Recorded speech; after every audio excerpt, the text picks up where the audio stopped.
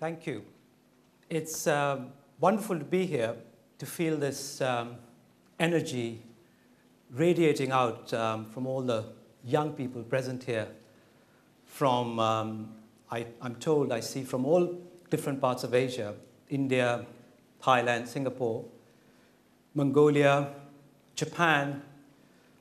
And it reminds me that we are united here in Asia like never before in our history. There have been other kinds of unities, cultural unities, philosophical unity. But what unites us today is our shared aspiration, whether you're a Pakistani or you're a Chinese peasant, our shared aspiration to be modern, to catch up with the West, to match some of the achievements, at least, of Europeans and Americans. And this is very different in many ways from what our parents, grandparents, great-grandparents felt, because they lived in villages. Most of us are moving to big cities. We have developed different ideas, a different set of aspirations for ourselves. We have a different idea of happiness, of contentment. We look forward to working in factories and in offices, of living in big cities, of possessing a car, a house, a stable job, a secure life for our children. And this is why, to embrace this life that some hundreds of millions of people in Europe and America have already enjoyed, this is why we make these dramatic moves. And as we speak, hundreds of millions of people across Asia are making that move from villages to small cities to big cities. They are leaving their old attachments behind. They're leaving their aged parents behind. They are going to school, learning a standardized set of skills to make themselves employable in the job market. They are trying to acquire other technical skills. They are suffering the pain of being away from their loved ones. All of this so that they can have some of the conveniences and comforts of modern life. And it's this aspiration that connects, whether you're a rural migrant in Jakarta or a member of tribal communities living in central Indian forests, whether you're a nomad in Tibet. Even if you don't have that aspiration yourself to be modern, to catch up with the West, you are being affected by that aspiration, by that longing. But the question I want to raise today is, should Asia, should this large majority of the world's population be even trying to catch up with the West? Are there other ways of being modern? Those that our political and business elites have not embraced, but ways that respect the environment, are based on values of compassion and tolerance, rather than ruthless self-advancement and mindless acquisition.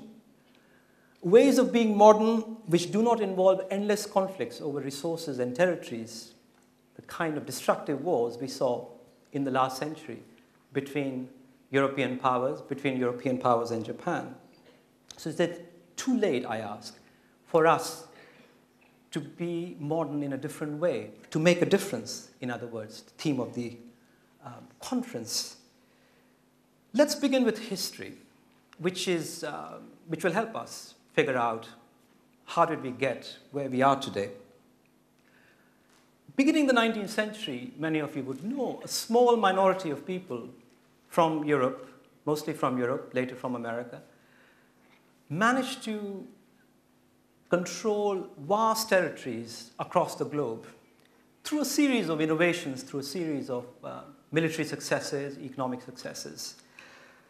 They broke into older societies, very distinguished societies sometimes, Turkey, India, China, which for centuries, they had developed their own ways of being, their own lifestyles, their own models, their own institutions of politics, of economy, different forms of culture.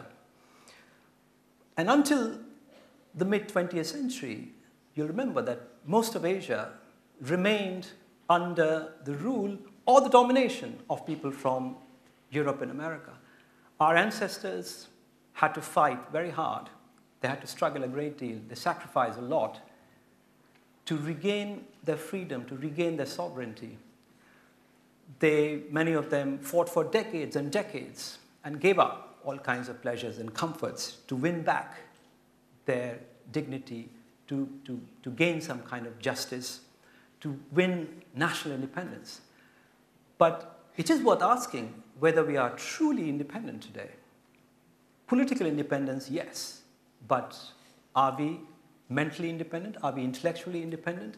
Are we spiritually independent? Or do we remain enslaved to a set of imported ideas, ideas that we adopted from the West in the process of being ruled by them, in the process of being dominated by them? Because what happened when we regained our national sovereignty, that in order to win back our dignity, we had to adopt, in many cases, some of the methods of Western countries, of Western European powers. The first instance, the most prominent instance, being Japan, which was the first country in Asia to modernize, you'll remember, in the late 19th century and in the early 20th century. It industrialized, moved its rural population, started to move its rural population into urban areas, but also started to do things which only Britain and France and other European powers had done, which was to invade, colonize, occupy other countries in Asia. And we know the tremendous suffering that was caused by that whole process.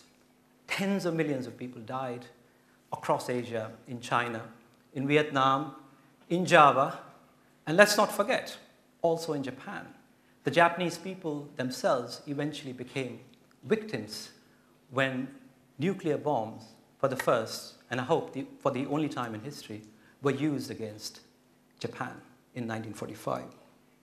Now, of course, the big Asian power to try and modernize, to catch up with the West, is China.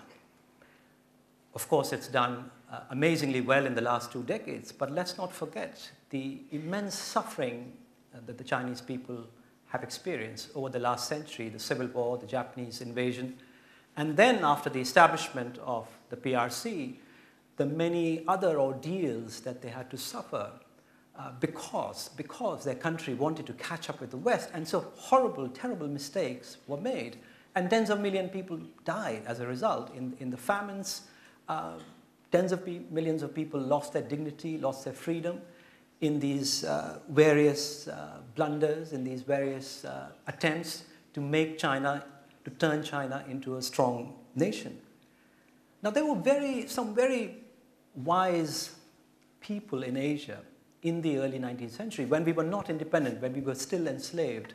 People like Gandhi in India, the poet Rabindranath Tagore, who traveled to China, Japan, and India in the early, and Java in the early 20th century.